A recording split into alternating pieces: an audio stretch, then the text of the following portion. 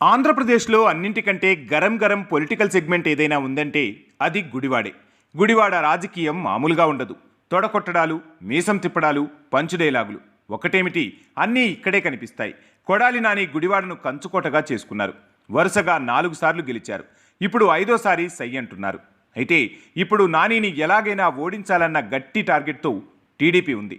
అందుకే ఈ గుడివాడ సెగ్మెంట్ చాలా వేడెక్కుతోంది. ఎన్టీఆర్ టైం నుంచి టీడీపీ కంచుకోటగా ఉన్న ఈ సెగ్మెంట్ గత 10 ఏళ్లుగా వైఎస్ఆర్ కాంగ్రెస్ ఖాతాలోకి చేరిపోయింది. ఇప్పుడు మరో పరీక్షకు సిద్ధమైంది. కమ్మ సామాజిక వర్గం తక్కువే, అంటే కేవలం 5% జనాభే ఉన్నా ఇక్కడ ఆ కమ్యూనిటీ నేతలదే పూర్తి హవా. ప్రధాన పార్టీలన్నీ కమ్మ సామాజిక వర్గ నేతలనే బరిలో దింపుతుంటాయి. ఎన్టీఆర్ 1983, 1985లో గుడివాడ నుంచే పోటీ చేశారు. 2019లో కొడాలి నానిపై టీడీపీ నుంచి దేవినేని అవినాష్ పోటీ చేసి ఓడిపోయారు. గుడివాడ ఎమ్మెల్యే కొడాలి నాని కూడా టీడీపీ ద్వారానే తొలిసారి ఎమ్మెల్యే అయ్యారు. 2 సార్లు టీడీపీ నుంచే గెలిచారు. కానీ అనూహ్యంగా 2014 ఎన్నికల్లో కొడాలి నాని వైసీపీలో చేరిపోయారు. ఆయనతో పాటు క్యాడర్ కూడా భారీగా వైసీపీలోకి వెళ్ళిపోయింది.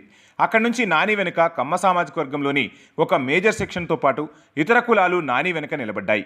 దీంతో బలమైన అనుచరగణం ఏర్పాటు చేసుకున్న నాని గుడివాడలో వరుసగా వైసీపీ తరపున 2వ సారి గెలిచారు. ఈసారి మంత్రి కూడా అయ్యారు. అయితే ఇతర వైసీపీ నేతల కన్నా కొడాలి నాని టీడీపీ, ఆ పార్టీ చీఫ్ చంద్రబాబును విమర్శించడంలో 2 ఆకులు ఎక్కువే చదివారు. టీడీపీలోనే రాజకీయ ఓనమాలు నేర్చుకున్న నాని ఆ పార్టీ చీఫ్ చంద్రబాబును, ఆయన కుమారుడు, కుటుంబ సభ్యులను కూడా వదలకుండా అసెంబ్లీలోనూ బయట ఇష్టానుసారం బూతు పురాణం వినిపిస్తారు. అందుకే నాని దూకుడుకు అడ్డుకట్ట వేసేందుకు టీడీపీ కూడా యాక్షన్ ప్లాన్ సిద్ధం చేసింది. గుడివాడలో వాస్తవానికి కమ్మ సామాజిక వర్గం కంటే కాపు, బీసీ కులాల ఓటర్లే ఎక్కువ. నానిపై సరైన అభ్యర్థిని నిలబెట్టి పోటీ చేస్తే టీడీపీ గుడివాడను కైవసం చేసుకోవచ్చునని అధినేత చంద్రబాబు అంచనా వేస్తున్నారు. మరోవైపు ఇప్పటి వరకు ఆయన వెంట ఉన్న కమ్మ సామాజిక వర్గంలోని మేజర్ భాగం నాని వాడే పదజాలం తప్పేనని అంటున్నారు. అంతేకాదు, నానికి సన్నిహితంగా ఉండే కమ్మ సామాజిక వర్గానికి చెందిన కింది స్థాయి నేతలు కూడా దూరం జరుగుతున్నారని తెలుస్తుంది. విమర్శలకు బదులుగా బూతులు తిడితే ప్రజల్లో తప్పుడు సంకేతాలు పోతాయని ఆయన అనుచరగణంలోని కొందరు అభిప్రాయం వ్యక్తం చేస్తున్నారు. అందులోనూ సొంత సామాజిక వర్గానికి చెందిన వాళ్లను ఇష్టం వచ్చినట్లు తిడితే అదే సామాజిక వర్గం నానికి దూరమయ్యే అవకాశమూ లేకపోలేదు.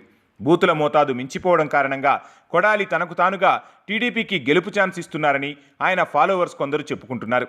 2024 శాసనసభ ఎన్నికల్లో గెలిచి ముఖ్యమంత్రి అవ్వడం చంద్రబాబు నాయుడికి ఎంత ముఖ్యమో అంతే సమానంగా కొంతమందిని రాజకీయంలోకి రాకుండా, అసెంబ్లీలోకి అడుగు పెట్టకుండా చేయడం, ఎమ్మెల్యేలుగా మళ్లీ గెలవకుండా చూసుకోవడం అంతే ముఖ్యమైన అంశం. అలాంటి వారిలో కొడాలి నాని ఒకరు. ఈయన ఎన్నికల్లో గెలవకుండా చేయాలని టీడీపీ తెగ ప్రయత్నిస్తుంది.